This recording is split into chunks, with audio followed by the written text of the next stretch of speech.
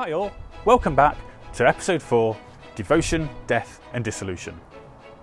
This is part B, so be sure to check out episode 4A first, as it will contextualise what we will cover in this episode. Okay, I'm assuming if you're still here, you've seen part A. So here's part B. Enjoy.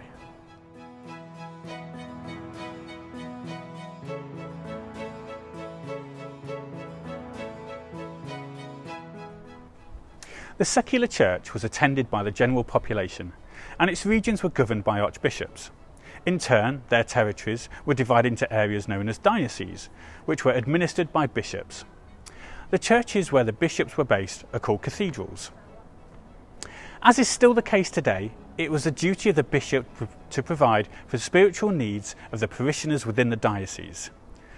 Through the lands owned by the diocese, which were often farmed for free by peasants, the bishop provided an income for the canons who administered the cathedral and who formed the hierarchy of the diocese, as well as those in religious training.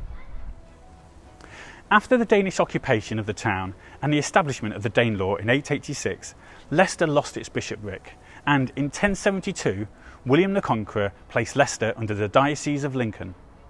The town remained under the Bishop of Lincoln until the Reformation, when Henry VIII placed Leicester into the newly formed Diocese of Peterborough. It wasn't until 1927, when the parish church of St Martin's behind me was elevated to the status of cathedral, that Leicester once again had a diocese and a bishop of its own.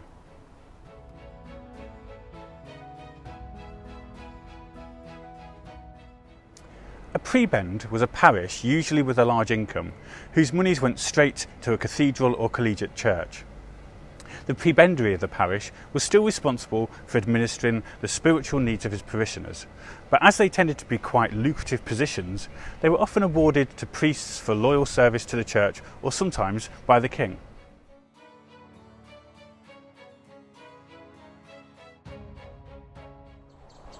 A rector was a local priest with responsibility for the pastoral and spiritual care of his parishioners. The parish was known as a rectory, and the parishioners would pay the rector for delivering services and administering rites. These positions could prove lucrative if they were in a wealthy area.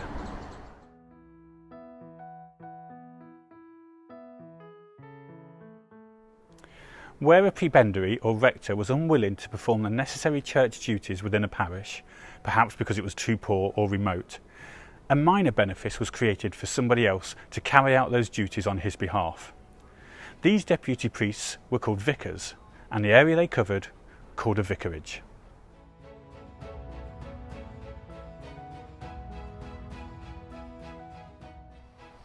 The word glebe is a Middle English word meaning clod or soil.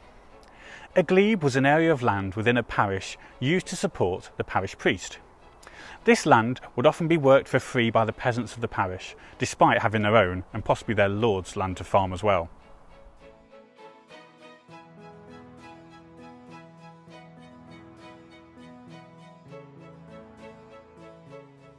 Tithe comes from the Old English word for tenth, and it relates to a compulsory medieval payment that everyone had to make to the church.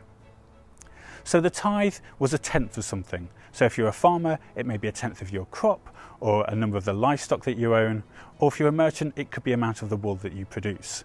And you would pay this to your local church every year. Often churches would secure and store these payments in a specially built building, like the one behind me here in Cosby, called a tithe barn.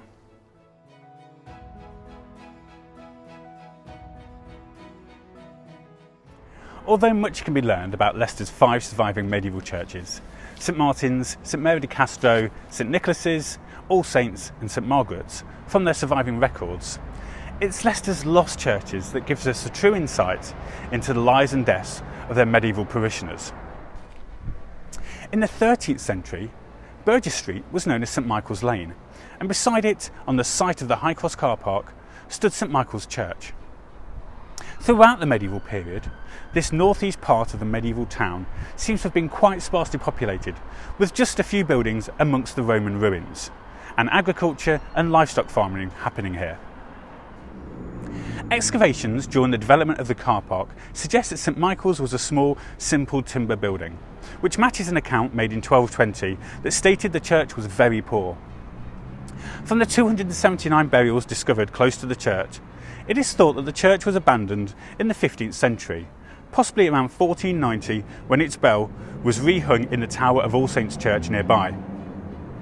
It also seems that, for a short time, St Michael's Cemetery may have acted as an overflow to accommodate burials from All Saints also. Perhaps unsurprisingly, no coffin burials were discovered at this site, with all individuals being wrapped in a simple shroud before being placed in the earth. Leicester's second lost church, however, seems to have fared much better than St Michael's. But for that story, we need to travel all the way across the road. Come on.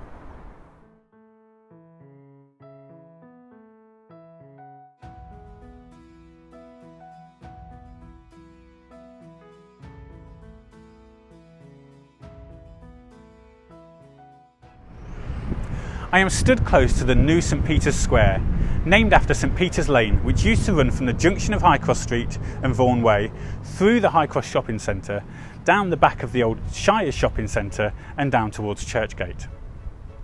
The lane itself was named after St Peter's Church, which stood in this vicinity for over 500 years before being demolished in 1573. But although its existence was always known, it wasn't until the High Cross development that the actual site of the church was once again discovered, where John Lewis' store now stands. Unlike the neighbouring St Michael's Church, the Church of St Peter's prospered over the centuries. It was built of stone with glazed tile floors and was repeatedly expanded, showing considerable investment by its parishioners. Likewise, nearby buildings thought to have been the church's vicarage showed consecutive periods of redevelopment throughout their lifetime. But again, it's in the graveyard that we come to understand the lives of Leicester's former residents.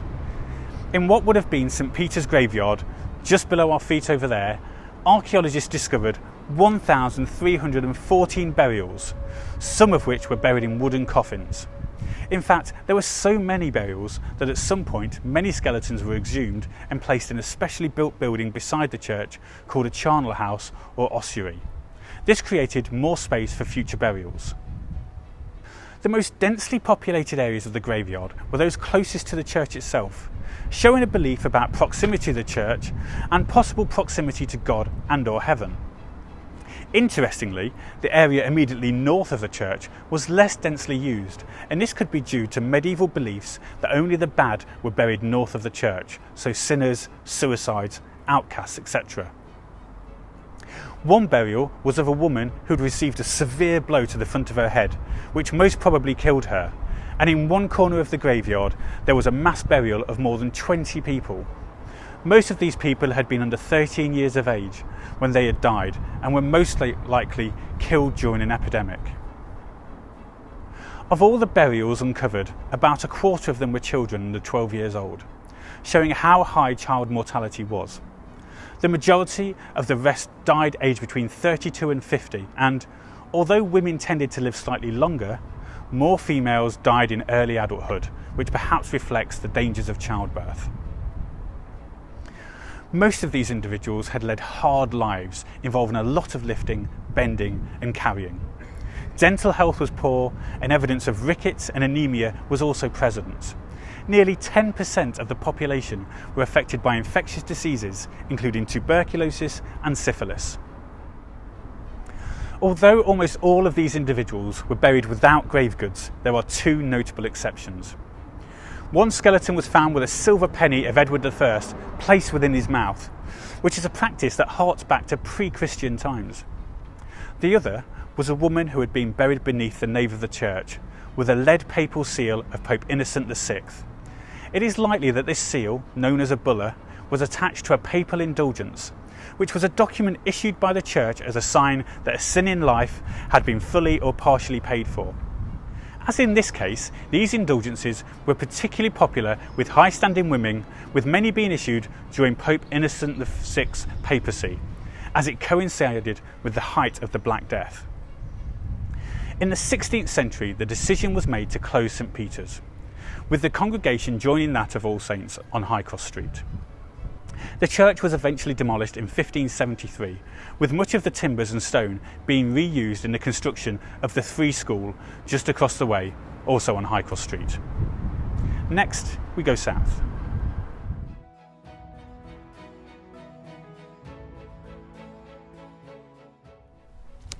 Believe it or not, the church wasn't always popular, despite, or perhaps because, it was a fundamental part of everyday medieval life.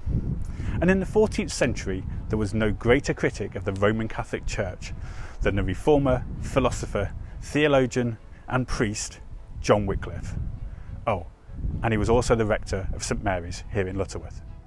Wycliffe attacked the privileged status of the clergy and the pomp and luxury of their local parishes and ceremonies. He disagreed with the church about the Bible being in Latin and therefore incomprehensible to the vast majority of people, and so he produced his own translation in the common tongue. Amongst other key Catholic doctrines, he attacked the veneration of saints, monasticism, and even the office of the Pope himself. Wycliffe's preaching spread far and wide, and in part helped spark off the peasant revolt of 1381. His followers became known as Lollards and were such a nuisance to the church that many were imprisoned. In fact, the Archbishop of Canterbury even had a special prison built at his official London residence, Lambeth Palace, and that prison is still known as the Lollards Tower today. Although Wycliffe was preaching against the Catholic Church some 150 years before Martin Luther famously nailed his protest against the sale of indulgences to the door of All Saints' Church in Wittenberg, he is often considered the dawnbringer of the English Reformation. He died here in Lutterworth, aged just 56, on 31st of December 1384, but his writings would endure so much longer. 31 years after his death, a council of church leaders had Wycliffe declared a heretic and ordered that his remains be removed from holy ground. His corpse was exhumed and then burned, and then the ashes thrown into the River Swift nearby. It could be that this act is one of the origin stories for Richard III's remains being cast into the River Soar at Bowbridge. Let's head back to Leicester.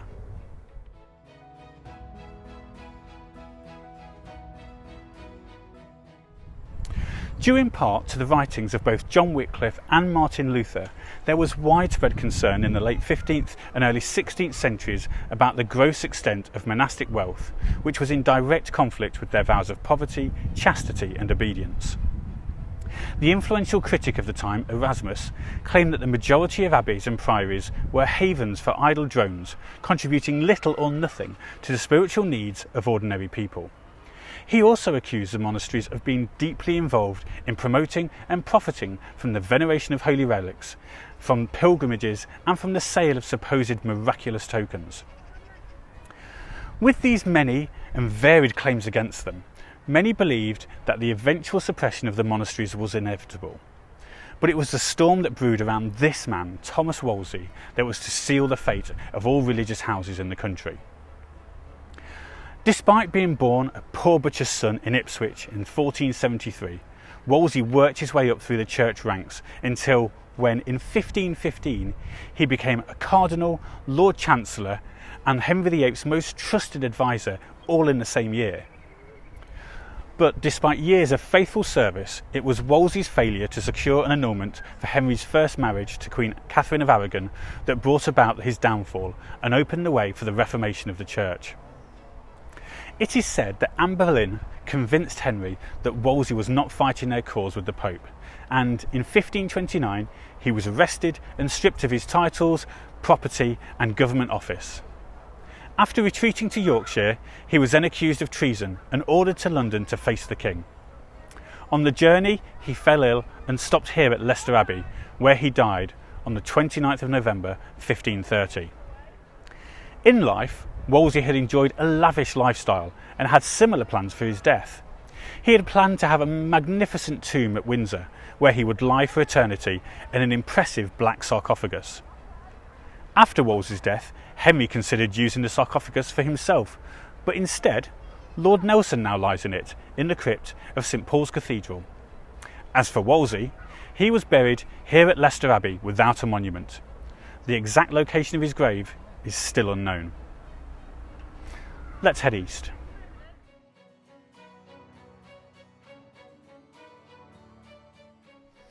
After Wolsey fell, Henry split with the Roman Catholic Church and declared himself the supreme head of the Church in England. The Cardinal's former right-hand man, Thomas Cromwell, himself a blacksmith's son from Putney, became the King's chief advisor. After compiling a list of corruptions and complaints against the religious houses across the country, many of which were fabrications and exaggerations, Cromwell established the legal and administrative framework to have the monasteries disbanded and dissolved. In the space of just 5 years between 1536 and 41, some 900 monasteries, priories, convents and friaries were shut down.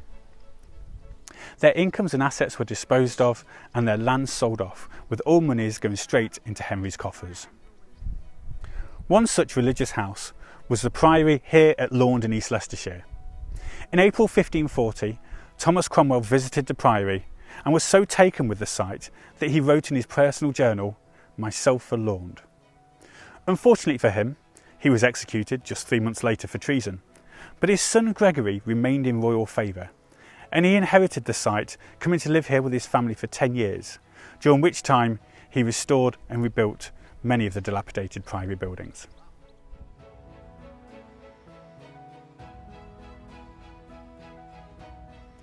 The Catholic Church dominated the day-to-day lives of every single person in medieval England, be they prince or pauper. But almost overnight its presence simply vanished, both spiritually through the loss of religious services, rites and festivals, and also physically through the destruction of the beautifully ornate buildings and disappearance of habited monks, friars and nuns walking the streets. The Dissolution brought huge change to the people of medieval Leicester. In the city, 2 huge chunks of the medieval town that had been occupied by the Franciscan and Dominican friaries for centuries just became deserted and derelict, and would pretty much remain so for decades. For the businesses and merchants that relied on providing services and goods to the religious houses, the economic impact would have been immense, along with the loss of care for the sick, which was often provided by the monasteries and friaries. In Leicester, this duty of care would increasingly fall to the likes of wealthy merchants like William Wigston, which we'll explore in a later episode. And then there is the clergy themselves, most of whom suddenly found themselves without a home, a trade or an income. It's almost certain that at least some of those former monks and friars would have found themselves destitute and in need of the services that, up until that point, they themselves had provided for others. We know that of the 7 friars still at the town's Franciscan friary at the Dissolution, only the warden, William Giles, was pensioned off. The rest were cast out to fend for themselves, with no help from the crown. After the Dissolution, Catholicism was effectively illegal for the best part of 200 years, and it wasn't until 1829 that most civil rights were returned to Catholics in this country. In 1835, Mount St Bernard Abbey was founded, making it the first of only a handful of monasteries to be established in England since the Reformation. And now that I'm here, you truly do get a sense of the focused yet tranquil devotion that must have been the essence of the vast majority of medieval religious houses.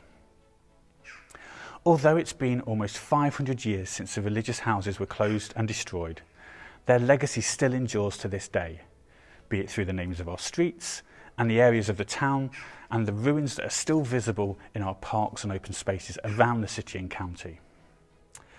As I've said before, it may be hidden, but Leicester's history is all around us. You just need to know where to look for it. I hope that you've enjoyed this exploration of the medieval church. If so, please like, share and subscribe. Thanks for watching.